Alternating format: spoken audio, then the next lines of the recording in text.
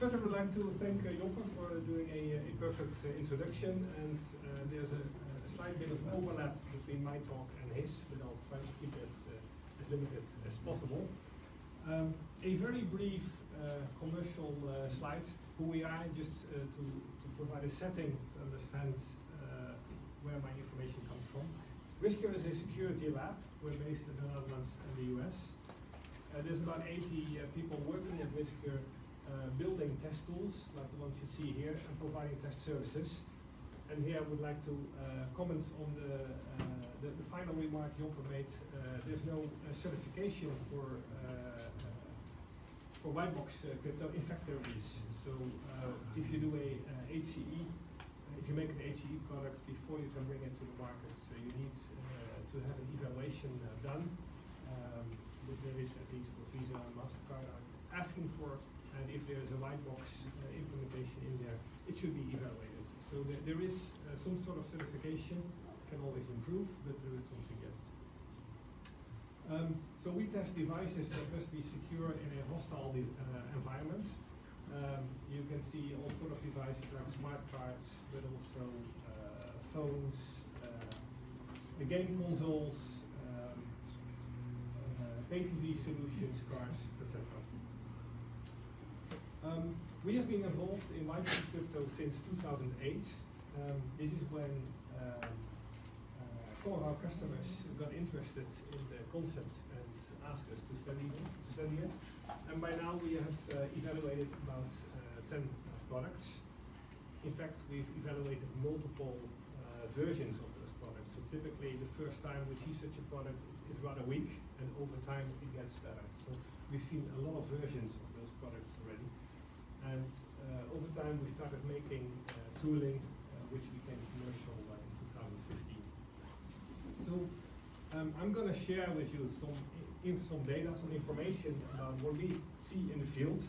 I am restricted by NDAs by our customers, so I cannot share everything, but I'll try to be as open as possible.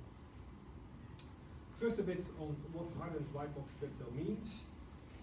Some information about the tech tools that we use, and then there's two topics that I would like to detail: what sort of pre-processing we do on for DCA, and how we do differential fault analysis.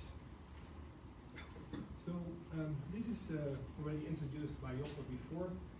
The WHIBOX hype that we see now, suddenly there's so many WHIBOX implementations. They are triggered by DRM at first, but now much more mobile payments. So mobile payment is providing this traction because there's no hardware security in mobile devices. So if you want to do mobile payments, you need to somehow rely on software security. And WHIBOX crypto promises secure apps in insecure platforms, and it is actually being used right now for these applications. So chances are any of you guys do have a WHIBOX implementation in your pocket today. Important that the WHIBOX crypto must fit in the existing infrastructure. So if you want to pay at a point of sale with your WHIBOX implementation, it must match with the existing protocols. So that means that you are using the known algorithms, triple dash, AES, and these are actually not WHIBOX optimal. And you're using existing protocols, so that means that you cannot do external encoding, one of the countermeasures that we do. So we're in a context that's somehow limited and will also make it more challenging to make this secure. So if you think about the use of crypto in an application, there's actually part that is the crypto itself, but there's also business logic. And business logic, these are the rules that enable a transaction. So if you want to pay for something, there might be a rule. You can only use this payment app for payments up to $100, or you can only use it 3 times a day. So those kind of rules could exist, so that's the business logic. The business logic also gets to see the I/O and gets to load the key into the crypto. So this is a conceptual view of an application. Now, if you want to protect that on an untrusted platform, you have to understand that there's direct access to the I/O and key. But there's also the possibility for an attacker to modify the business logic at will. aspects to be addressed. And first of all, when you replace the traditional crypto block by WHIBOX crypto, you have a couple of things to take care of. The key must be embedded in the WHIBOX crypto. Something that is very valuable to do is to diversify across instances. This will reduce the scalability of the attack. So if every instance has exactly the same code, then it's easier to scale the attack. And an attacker might not be interested in robbing your wallets for $100, but it might be more interesting if you can do that 1,000 times. So if there's diversification, it will become more difficult. And there should be frequent key rollovers. So don't leave the key in there for like a year, but replace that every week, maybe every day, or even every hour. So these are sort of sanity rules. But you also have to think about the business logic, and that's why you replace the app by a protected binary. So the business logic is now in an obfuscated code. So you use obfuscation, but also anti-analysis, anti-tamper, and device binding. Device binding means that you use a hardware property of your device that will make it more difficult to lift the code and use it externally. As was said before, when you replace your traditional crypto by WHIBOX crypto, the size may go 1,000 times up. So the volume of the code is much bigger. When we evaluate these packages, we of course want to find a key here, but in fact we have to get through the protected binary first. So there's a lot of time spent in actually reverse engineering the application. So what are the tools that we use? Just a couple of them. If we have to work with an app that's already loaded on a phone, we need to root the phone to get the app off. We may need a software development kit, some sort of tools to inspect the code packages, to decompile code, disassemble binaries. And here it's getting more interesting. We need debuggers to step through the code once we've lifted it, instrumentation to change the behavior of the code in order to get access to the memory. And finally, we're using our own side channel platform for doing side channel analysis and fault attacks. These two attacks, side channel analysis and fault, have proven to be most effective against WHIBOX implementations today. So about the DCA preprocessing, I think Joppe touched on this already a little bit, but there's some things that we see today. We've seen such a trace before with all the bits in sequence. The trace looks pretty boring, but in fact it contains all the information that you need. However, there is a growing problem, and that's related to the amount of data. So if we compare DCA with DPA, you see the DPA on hardware crypto goes pretty fast. In hardware, so there's short traces, but there's a lot of noise typically, so we need to collect a high number of traces. With DCA, on the other hand, the speed is quite slow because of the code size. So we are creating very long traces, but we need only a few because there's not so much noise. So this differences from many short traces, we go to a few very long traces. So if we do attacks on hardware, typically we collect like 10 million traces. This is something that we do in a couple of days. But these traces are all pretty short, so we take 10K samples. Now with WHIBOX crypto, we may need only 100 traces. These traces can be extremely long because of the size of the code. So there can be a giga sample in there, so a lot. Now if you look at the memory need for a correlation attack, like DCA is, this is basically what you need, the size of one sample. So that's typically 4 or 8 bytes if you store it in a double. The number of samples, so that's 1 giga.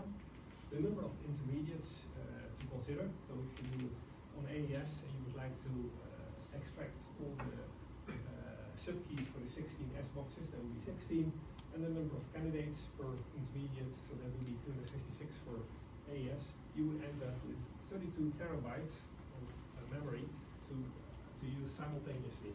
Now, this is a little bit too much to handle for tooling today.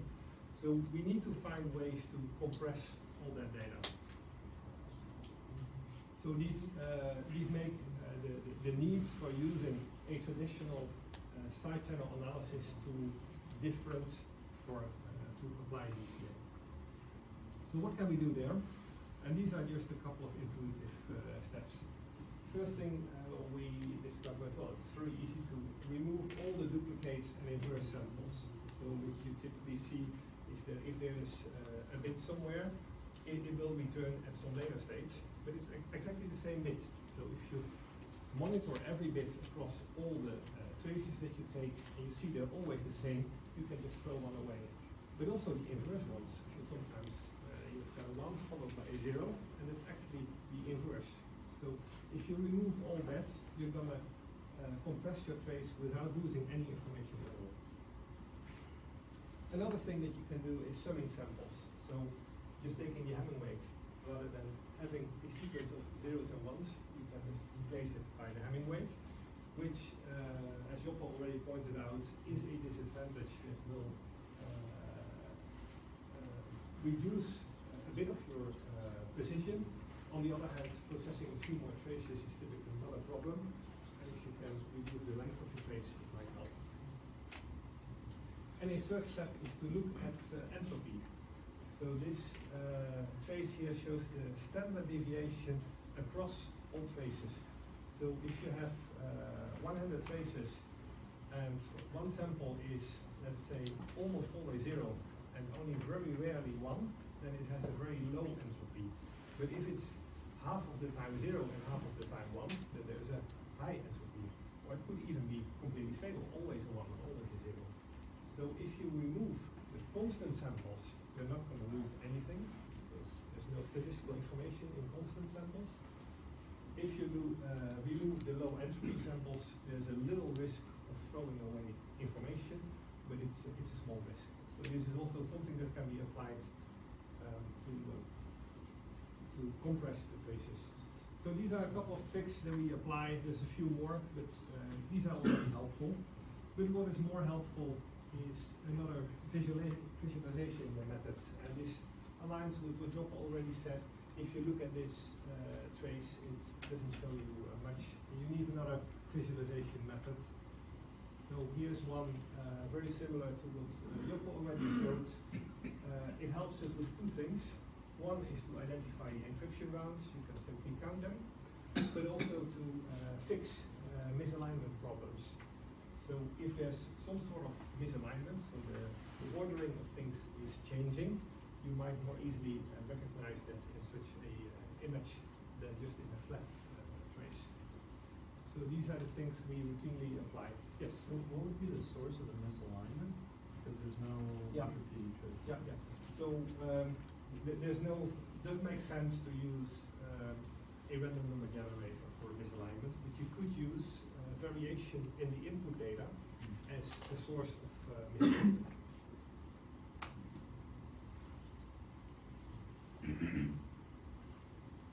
So yeah, these are just a couple of tricks that we use. Yeah.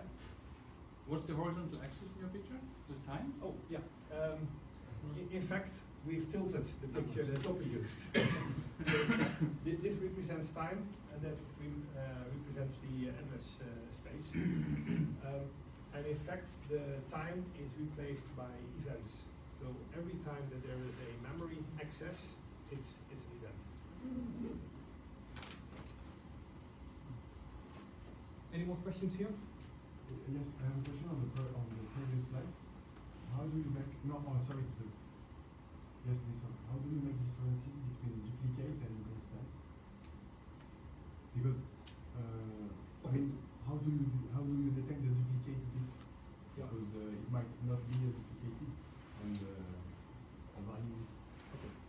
So if you have only two traces and you would go horizontally through those traces, and you would compare the 2 bits all the time. If for every sample the 2 bits are the same, then apparently these are duplicates for that set. If you're adding more traces, if you have like 100 traces, and everywhere where you will find a 1 in the first trace, it's also a 1 in all the other traces, then you know it's a duplicate. If it's not always the same, then it's not a duplicate. Okay, so it's the same thing that constant. It's a constant actually. No? It's a constant. Yeah. Okay. So there's actually 2 different things. It's a constant if it's always the same. It's a duplicate if the same bit comes back later in time for every trace. So if on the first trace there's a 1 here and a 1 there, in the second trace it's a 0 there and a 0 at the later stage, then it's a duplicate. Thank you. Okay. From here I would like to move to differential fault analysis. I guess most people have heard about differential fault analysis. The concept here is that you execute an algorithm once with an incorrect result, and then you try to execute it again by making a fault, and you have faulty results.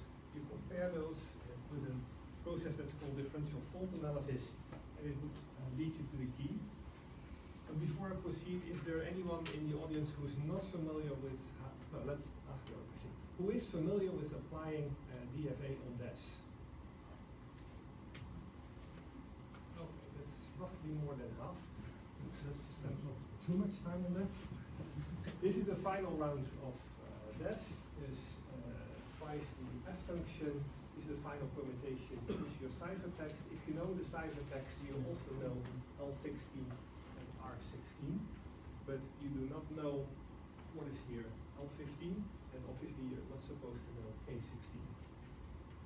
Now, if you look at how R16 is constructed, it's the F function of R15 and K16 and L15, and you can easily see that this is one equation, but it has 2 unknowns, K16 and L15, so the attacker cannot do much here. Now, suppose we are able to corrupt the 15th round. What does that mean? That means that R15 here is going to change, but it's not going to affect this value because that's before the glitch. So that means that you get another equation, R prime 16 uses R prime 15, but the same L15. Now, if you exclusive OR these 2 equations, you would end up with this equation that looks a bit more complex, but actually it has only one unknown. It has only K16 as unknown because you're losing L15. And having one equation and one unknown allows you to recover the unknown. So this is basically how DFA is applied to DES. And this can be done not only in hardware, it can also be done in software by just changing an intermediate value as long as it is in round 15. So how does it work? Basically, if this is your white box, somewhere you either change a value of memory or you just skip an instruction, because you can change something in the code flow as well. And then you observe the changes to the output. So again, we would use a memory map to locate the injection points. You can see the rounds there, you know where to apply this. So our instrumentation code could look like this. We have an area, the range where we would set the injection, and we've got a hook where we create a random fault mask. We would like to inject faults in different S boxes and add that to the data vault when it's being written. So this is basically the code by which we instrument the listed binary. So yes, we apply this on all the products that we evaluate. I cannot share all the results there. We will also apply this on the 5 academic white boxes, and here we see that 4 of them could be broken in just a few folds. The 5th one could not, using this technique because it's using external encoding. Well, external encoding is something that we don't see in the payment context because there we have to rely on the existing infrastructure. Okay. Mark, excuse me. Yeah. When you say the last one, encoded is external encoded. Yeah. Right. Yeah. So takeaways here. Of course, WHIBOX crypto promises secure apps on untrusted platforms, but we see that this comes at a price. It needs memory, CPU time, networking, and fraud management. And you need to do all of that. So it's not a given that this will be secure. How can we make this secure? First of all, don't assume that a vanilla WHIBOX is secure. So any of the academic solutions are not, and there's countermeasures that help here. What I would like to stress is that there's no need to make an implementation perfect. It just needs to be good enough. It needs to be so good that an attacker will not take the trouble of attacking it. So basically you need to take away the business case of the attacker. Now one way of doing that is using your network. So if you run this in an online environment and you update your key frequently enough, then an attacker working on attacking your product will already be too late when the key has been replaced. Of course, evaluation is important. Others see what you don't. But also you need to innovate. Security is a cat and mouse game. And I'm very happy that today I saw a lot of ideas on how to make algorithmic improvements. But there's also ways to make things more secure by using hardware. And a good example of that is the trusted execution environment, a solution that we will see in mobile phones pretty soon, and will make it more secure against these kind of attacks. So that concludes my presentation, and we are a company that's growing. So enjoy this topic.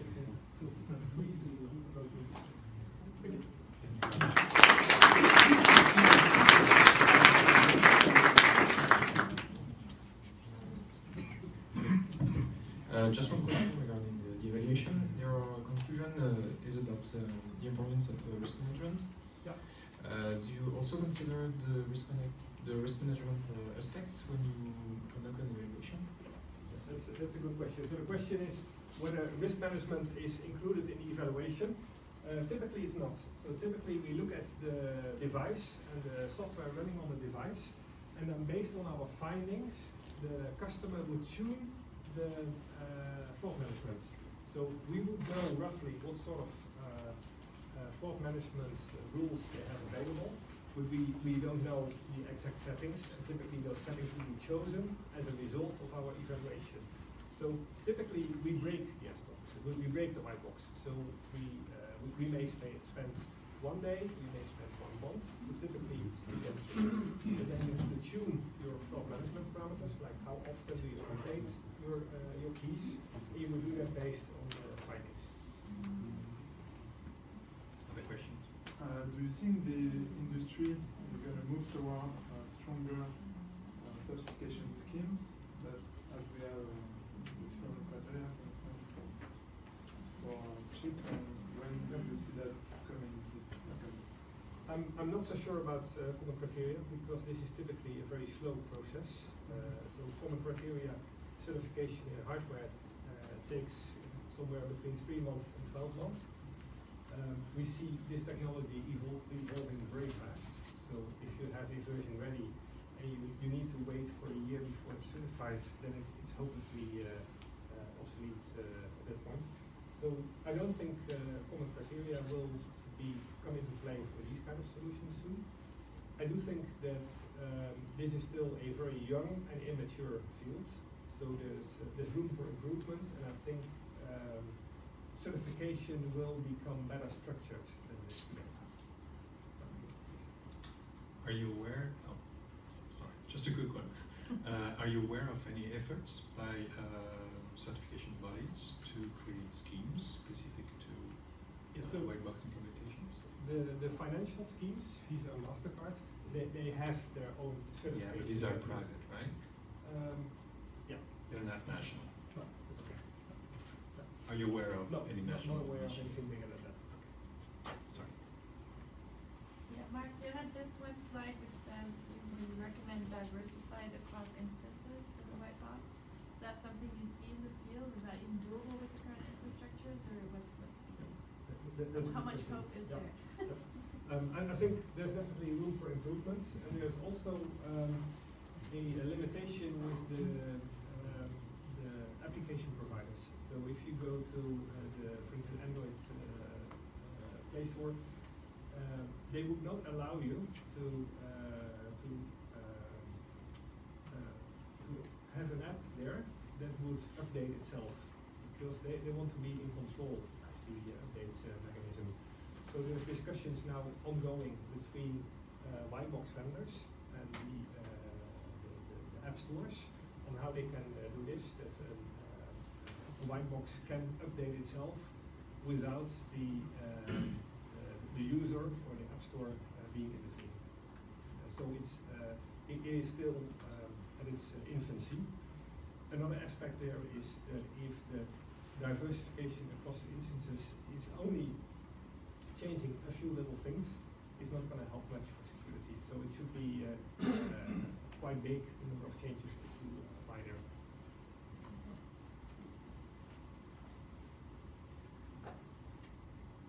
Other questions? Yeah. I would like to have your opinion on the, let's say, complexity, difficulty, time complexity on doing an analysis on the white box crypto versus, let's say, a payment card. So if Joppe comes to you with a box and I come to you with a card, we ask you to evaluate both of them We'll as quickly break as the white possible. box much earlier. We will break the white box much earlier. So white box crypto. Oh, Joppe's white boxes are very good.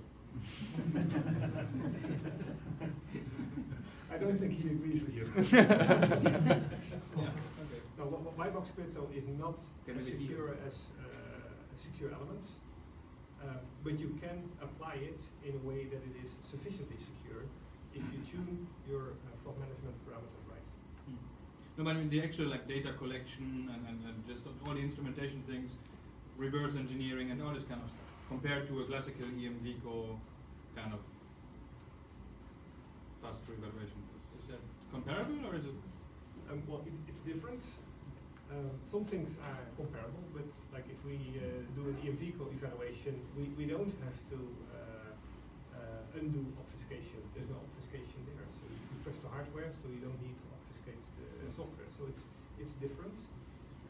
This is a new field, so we are also still learning ourselves, and sometimes we break solutions that we couldn't break half a year before because we're learning. But typically with smart cards, it's kind of rare that you really break the product within the scope of the evaluation. While with the white box evaluation, it's kind of common. So the fact that you can break it is not a hurdle to introduction. That's more like an input for setting your fraud management parameters. So can you say something about the typical size of these commercial white boxes? And then if you say you have to do constant updates, how does this work together, and what is acceptable? Because I mean, if the white box is a few hundred megabytes, you will probably not update them every day with the phone. Yeah. So you have to think in megabytes, but not in gigabytes. So it still has to fit on your mobile phone. And yes, if you would update that every hour, then it would be a substantial network activity. So I don't think it's realistic to assume that it will be updated every hour, but I think it's realistic that it will be updated weekly. And you're talking about mobile applications, Yeah. but you could also have server applications where you're allowed to have much bigger software. True. Right? Yeah, yeah. Other context. I'm talking from our own experience, Sure. and that is considering white box crypto mostly payment.